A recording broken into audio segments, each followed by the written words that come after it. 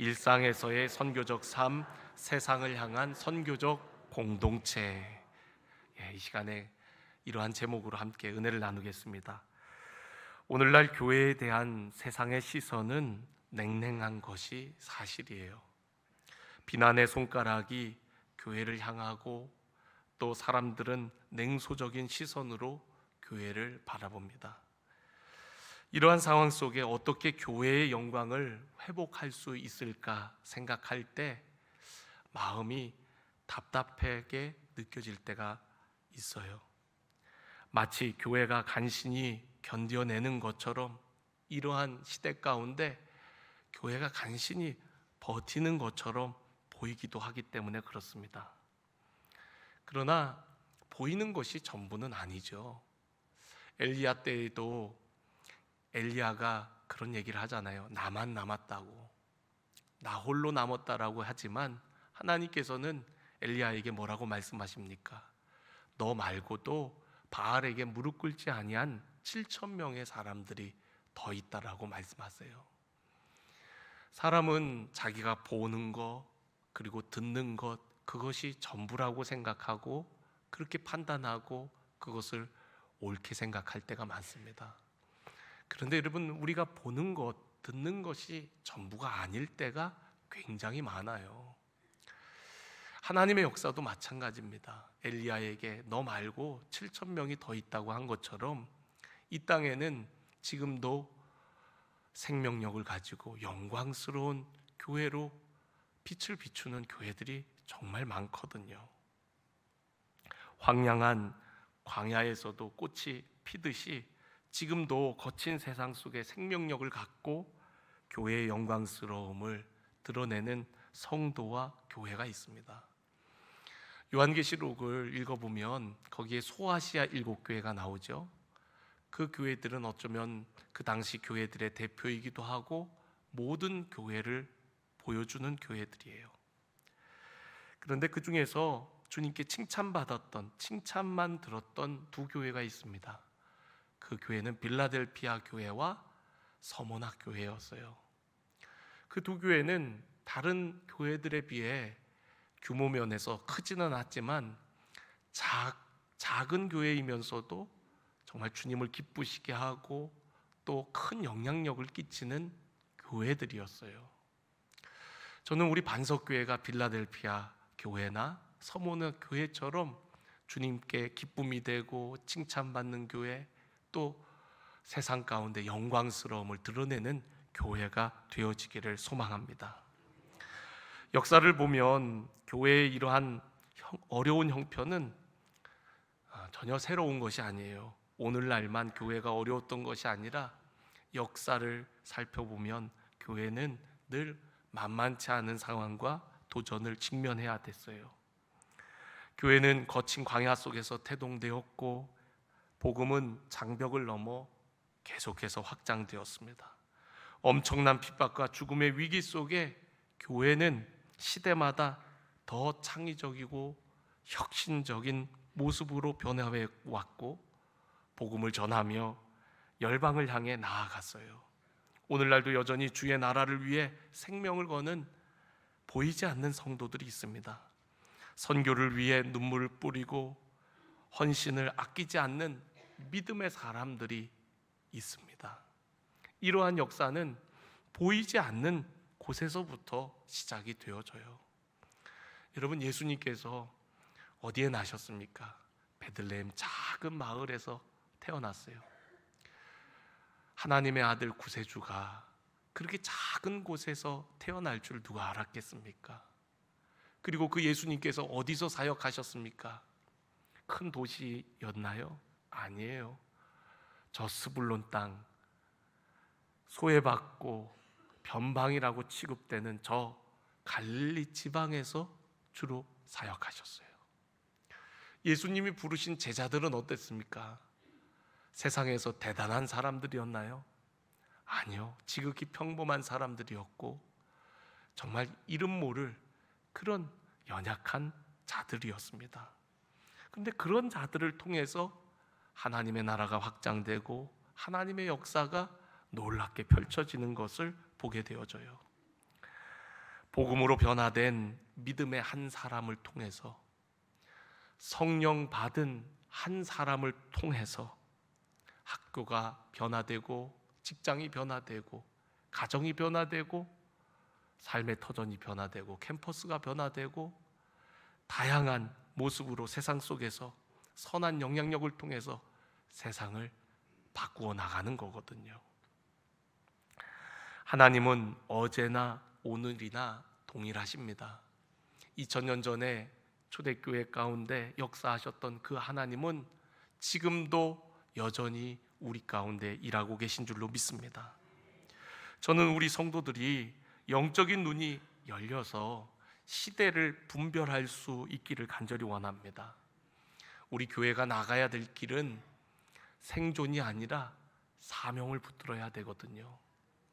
언젠가도 여러분들에게 말씀을 전한 적이 있는데, 선교학에 아주 큰 영향을 줬던 레너드 스윗 교수라는 분이 계세요.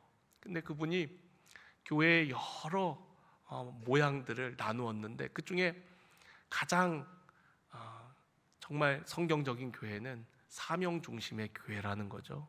성령 받은 성도들이 사명을 따라 헌신하고 또 자신의 삶을 내어드리는 교회, 그게 이제 사명 중심의 교회거든요. 그런데 교회가 자꾸만 생명력을 잃어가고 또 역동성을 잃어갈 때 교회는 박물관적인 교회가 된다는 거예요. 유럽의 교회가 바로 그런 상태입니다. 지금은 박물관이 돼서 입장료를 받고 교회를 유지하고 있고, 예배드리는 성도들은 어디로 갔는지 보이지 않고 그냥 교회 건물만 남아있는 거예요. 교회가 유지와 관리에 몰두할 때 교회의 본질적 사명을 잃어버리게 되고, 그러면 교회의 생명력과 역동성은 자꾸만 잃어가게 되어지는 거예요. 여러분, 교회는 누구라 그랬죠? 바로 저와 여러분이 교회라 그랬어요. 오늘 교회된 우리들의 정체성과 또 본질적 사명을 깨닫는 은혜가 있기를 주님의 이름으로 간절히 축원합니다. 2025년 올해 우리에게 주신 비전은 열방의 빛을 비추라는 것이었어요. 그리고 내년도 2026년에는 일상 속에서의 선교적 삶, 세상을 향한 선교적 공동체라는 비전을 주셨습니다. 하나님께서 올해 비전을 좀 더 구체화한 비전을 우리에게 주셨어요. 우리 교회가 무엇을 추구해 나아가야 될지 더욱 명확하게 해주셨습니다. 예수님께서는 우리를 가리켜서 세상의 빛이라고 말씀하셨어요. 그래서 열방에 빛을 비추고자 애쓰고 노력해 왔습니다. 그런데 등잔 밑이 어둡다는 말이 있죠. 정작 우리가 세상의 빛을 비추려고는 했지만 우리의 삶의 자리에서 거룩한 영향력, 선한 영향력을 끼치는 것은 좀 부족하지 않았나 하는 마음이 들었어요. 여러분, 만약 우리 모두가 하나님 말씀하신 대로 그대로 살아간다면 우리의 삶의 자리는 어떠할까요? 놀라운 변화를 경험하겠죠? 놀라운 하나님의 역사들을 분명히 경험할 겁니다. 만약 우리 교회 성도들만이라도 정말 하나님의 말씀을 붙들고 믿음으로 순종해서 나아간다면 우리 마을과 지역이 어떠할까요? 달라지겠죠. 예수님 당시에도 12제자로 온 세상을 뒤엎었는데 이 많은 사람들 한 사람 한 사람 우리들이 만약에 달라진다면 여러분, 이 강릉시 하나 뒤집는 거 어려운 일이겠습니까? 우리가 예수님처럼 생각하고 예수님처럼 말하고 또 예수님처럼 행동하고 예수님처럼 사랑한다면 우리의 삶의 자리는 달라질 거예요. 우리의 가정은 달라질 거예요. 여러분이 속해 있는 직장이 달라질 겁니다. 그런데 왜 우리의 삶의 자리가 달라지지 않을까요? 우리가 그렇게 살지 않기 때문에 그렇습니다. 여전히 세상이 커 보이고 우리는 그곳에 위축되어서 내 힘으로는 할 수 없다라는 생각, 이미 생각에서부터 우리 마음이 지고 있는 거예요. 주님이 함께 하시면 무엇이든지 할 수 있습니다. 여러분 믿으십니까? 부활하신 주님이 2000년 전뿐만 아니라 오늘 이 시간에도 저와 여러분과 함께 하시는 줄 여러분 믿으십니까? 오늘 우리가 읽은 본문 말씀을 보니까 제자들은 두려워서 다 문을 닫고 있었다라고 성경이 이야기합니다. 그런데 부활하신 주님이 그들에게 나타나셔서 너희에게 평강이 있을지어다 하면서 인사를 하십니다. 유대인들은 샬롬 하면서 인사를 했죠. 그들에게 평강이 있을지어다 하면서 인사를 하신 후에 이렇게 말씀하세요. 아버지께서 나를 보내신 것 같이 나도 너희를 보내노라. 세상이 두려워서 문을 닫고 있는 제자들에게 아버지께서 나를 보내셨듯이 나도 너희를 저 세상으로 보낸다라고 말씀하고 있는 거예요. 아버지께서 왜 예수님을 보내셨죠? 우리 지난주에 성탄 감사 예배를 통해서 우리가 함께 은혜를 나누었죠. 하나님이 우리를 사랑하셔서 우리를 살리기 위해서 하나님의 아들 예수님을 보내셨다는 거예요. 우리를 위한 대속물로, 화목제물로 이 땅에 보내셨다라고 성경은 기록하고 있어요. 다시 말씀드려서 타락한 우리 인생들을 위해서, 우리에게 구원을 주시기 위해서 아버지께서 예수님을 보내신 거거든요. 여러분, 선교라는 단어의 의미는 보내다라는 의미입니다. 미시오, 헬라어로는 미시오인데 이 말이 나중에는 미사일의 어원이거든요. 미시오, 보내는 겁니다. 하나님께서 선교의 주체가 되셔서 하나님의 아들을 세상에 보내셨듯이 부활하신 주님께서 이제는 제자들을, 또한 예수님을 따르는 우리들을 세상에 보내신다라고 말씀하시고 계신 거예요. 그런데 여러분, 우리의 힘만으로는 세상을 변화시킬 수가 없습니다. 주님께서도 그것을 너무나도 잘 아셨어요. 그래서 오늘 본문 말씀 다음 절을 보면 너희를 보내노라 하시고 그들을 향하사 숨을 내쉬며 이르시되 성령을 받으라 라고 말씀하십니다. 성령을 받아야 되는 거예요. 사도행전 1장을 보면은 예수님께서 하늘로 승천하시면서 제자들에게 당부를 하십니다. 아버지께서 약속하신 성령이 너희에게 임할 때까지 너희들은 예루살렘을 떠나지 말고 기다리라고 당부하셨어요. 왜 성령님이 오셔야 됩니까? 성령님은 하나님의 영이에요. 그분을 가리켜서 보혜사라고 얘기합니다.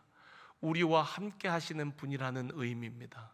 여러분, 함께 하시되 어떻게 함께 하시냐면 우리 안에 거하셔서 주님의 말씀이 생각나게 하시고 깨닫게 하시고 또 우리의 연약함을 위해 간구하시기도 하시고 우리의 삶을 인도하시는 분, 그분이 바로 성령님이거든요.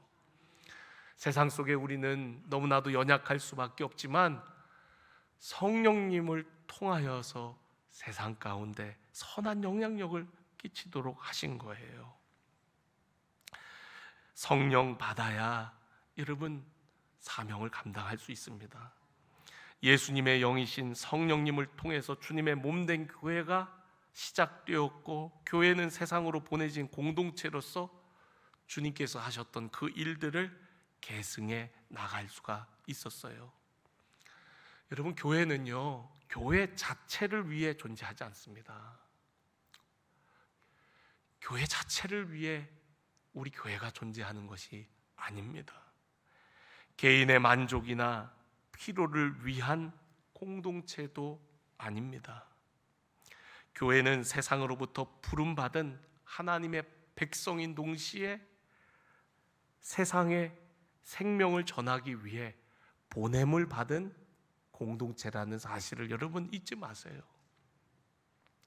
교회는요, 병원과 같은 기능을 가지고 있어요. 세상에서 찢기고 상처 입은 영혼들이 이곳에 와서 치유받고 고침받고 그리고 세상으로 나아가도록 하는 그런 병원과 같은 곳입니다. 그런데 오늘날 병원이 아니라 자꾸만 교회가 요양원이 되어가는 것 같아요. 여러분, 요양원은 뭡니까? 요양원은 한번 들어오면 그냥 보살펴주고 그냥 천국 가는 그날까지 그냥 돌봐주는 곳이 요양원입니다. 그런데 여러분, 교회는 요양원이 아니에요. 병원입니다. 상급병원이에요. 여러분, 상급병원에서 여러분 아파서 수술하거나 뭐 치료받으면 병원에 다 나을 때까지 있게 하시나요? 어때요? 아우, 나 여기 아직 아픈데 이거 안 아플 때까지 좀 입원해 있을게요. 그럴 수 있나요? 병원 안 가보셨어요? 병원 가면요, 수술하면 한 3일 안에 퇴원이에요. 퇴원. 집에 가서 쉬면서 약 먹으면서 잘 저기 하시라고. 저기 아직 여기 죽을 것 같은데.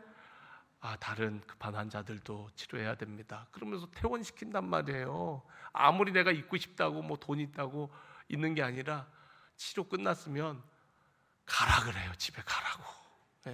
우리 삶의 자리로 보내는 거거든요. 여러분, 교회는 그런 병원과 같은 곳이에요. 요양원이 아닙니다.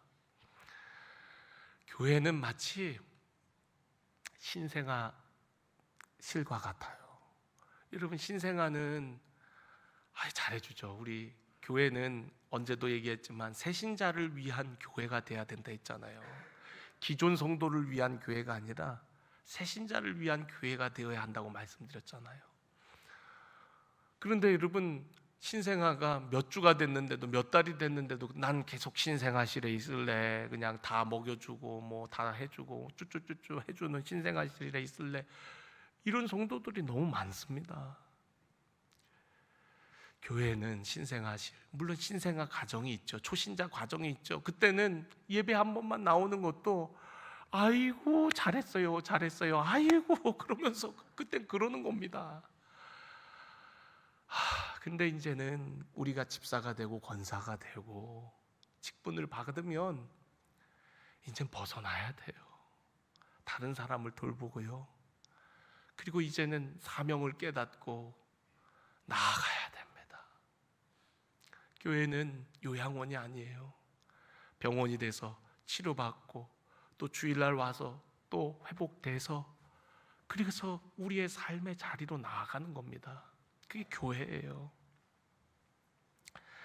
우리의 현실을 보면 세상은 점점 복잡하고 빠르게 변하며 복음 전파는 그 어느 때보다도 힘겨워진 것 같아요.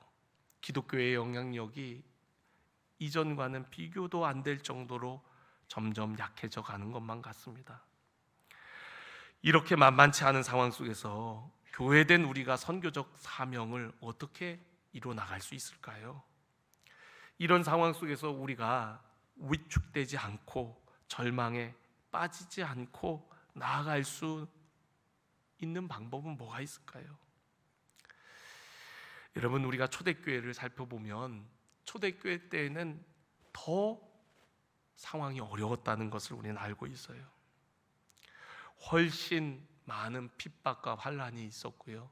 지금과는 비교도 안 될 정도의 상황 속에 교회가 있었다는 사실을 여러분 기억하셨으면 좋겠습니다.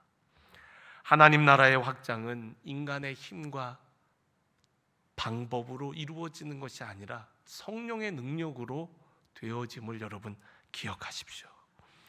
사도행전 2장을 보면은요, 모인 제자들에게 하나님의 성령이 임재하는 사건이 일어나게 되어집니다. 성령이 임재한 그 교회는 권능을 받고 복음을 전파하기 시작해요. 담대하게. 그 결과 놀라운 일들이 펼쳐지죠. 병든 자들이 치유되고 귀신 들린 자들이 고침을 받고 또 하루에도 수천 명씩 회개하고 세례를 받는 정말 엄청난 부흥을 경험하게 되어집니다. 그런데 여러분, 이러한 부흥이 오래 갔나요? 오래 가지 못했습니다. 부흥이 일어날수록 박해 역시도 얼마나 극심해졌는지 몰라요. 사도들은 붙잡혀갔고 투옥되고 매를 맞고 심지어 그들 중에는 순교를 당하는 사람들도 있었습니다. 사도행전 8장에 이르러서는 이러한 박해가 전방위적으로 확산되자 결국에는 성도들이 흩어지기 시작합니다.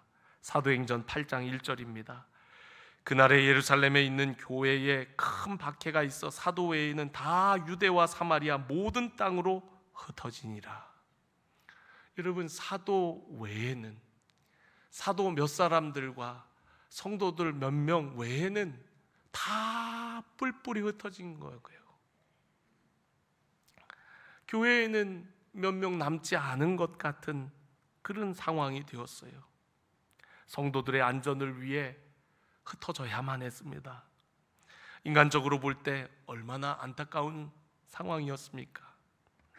그렇게 날마다 구원 얻는 자들이 수천 명씩 더하여지는 그 예루살렘 교회가 이제는 사도들 몇 사람만 지키는, 성도들 몇 사람만 남아있는 그런 교회가 되어버린 거예요. 보여지는 상황은 너무나도 절망스러워 보입니다. 그런데 흩어진 사람들이 어떻게 되었습니까? 흩어지고 사라졌습니까? 그런가요? 아니요. 흩어진 사람들이 그 삶의 자리에서 복음을 증거하기 시작한 거예요. 사마리아로 어떤 사람들은 흩어졌고, 어떤 사람들은 저 헬라 쪽으로, 소아시아 쪽으로 믿는 자들이 뿔뿔이 흩어졌습니다. 그런데 그들이 그곳에서 복음을 전하니까 사도들에게 나타났던 기사와 표적이 나타나기 시작하는 거예요. 할렐루야. 여러분, 예루살렘 교회는 사도의 가르침을 받아 사도 중심의 교회였습니다. 사도들이 복음을 전했고요, 사도들이 투옥됐고요, 사도들이 매를 맞았고요, 사도 중심의 교회였습니다. 그런데 여러분, 흩어진 성도들이 삶의 자리에서 복음을 전하니까 사도들에게 나타났던 기적과 표적이 나타나면서 그들이 복음을 전할 때 병든 자들이 낫고, 또한 귀신 들린 자들이 떠나가고, 그들이 밟는 땅, 그들이 흩어진 성마다 기쁨이 가득한 거예요. 흩어질 때는 몰랐는데 흩어지고 보니까 이것이 주님의 섭리였다는 것을 알게 되어지는 거죠. 교회는 변하는 시대마다 새로워졌어요. 오히려 새로운 도전들이 도약의 발판이 되어 왔습니다. 지난 역사 속에 복음은 시대가 바뀌어도 변하지 않는 절대 진리거든요. 하지만 세상은 끊임없이 변하고 있습니다. 시간이 지날수록 변화의 가속도는 얼마나 빨라지는지 몰라요. 교회가 하는 일은 변하지 않는 복음을 변화하는 시대 가운데 맞게 전하는 일입니다. 세상은 변화의 물결 속에 끊임없이 변하고 있는데 많은 교회들은 여전히 과거의 방식, 해오던 방식에 안주하는 경우들을 보게 됩니다. 왜 그럴까요? 변화가 수고롭고 힘들기 때문에 그렇습니다. 해오던 대로 하면 편하지만 새로운 것을 시작하는 것은 두렵기도 하고 또 많은 노력과 수고가 필요하기 때문에 그래요. 우리 교회가 이제 다음 주부터는 영유아부 예배가 신설됩니다. 우리 교회 젊은 가정들이 오면서 아기들이 하나 둘씩 늘어가고 있어요. 그래서 그 가정들을 보면서 우리 교회도 영유아부가 빨리 만들어져야 될 텐데, 우리 교회도 어느 교회처럼 아기 학교를 통해서 젊은 사람들이 올 수 있는 교회로 준비해야 될 텐데, 벌써 작년부터 우리 담당 부서와 고민하면서 어떻게 하면 좋을까 하는 가운데 우리 영유아부 전도사님 11월 달에 보내주셔서 이제 전도사님을 중심으로 해서 우리 이제 사역 박람회를 하고 이제 2명의 교사가 이제 모집이 됐어요. 근데 새로운 부서다 보니까 아직까지 많은 분들이 잘 모르시고 또 지원하려고 안 하는 것 같아요. 그냥 다 판이 짜여진 데 들어가고 조금만 그냥 난 요만큼만 좀 더 이렇게 협력하면 되겠, 그런 데를 좋아하는 것 같아요. 보니까 우리 성도님들이. 여러분 영유아부 좀 관심을 가져주시고 지원해 주세요. 아무것도 안 하시는 우리 성도님들 제가 이렇게 딱 좀 보고 좀 그런데 가셔서 함께 섬겨주셨으면 좋겠어요.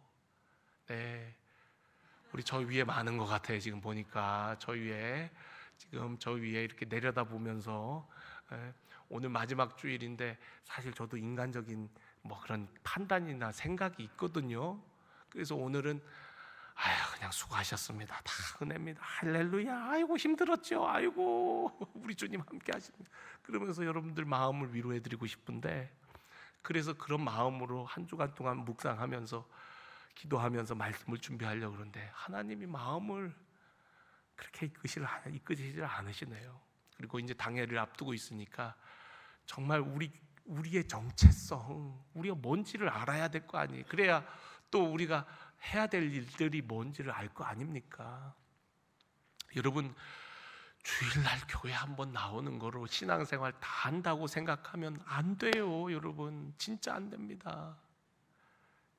여기 꽤 그런 분들 계시죠? 진짜 안 돼요.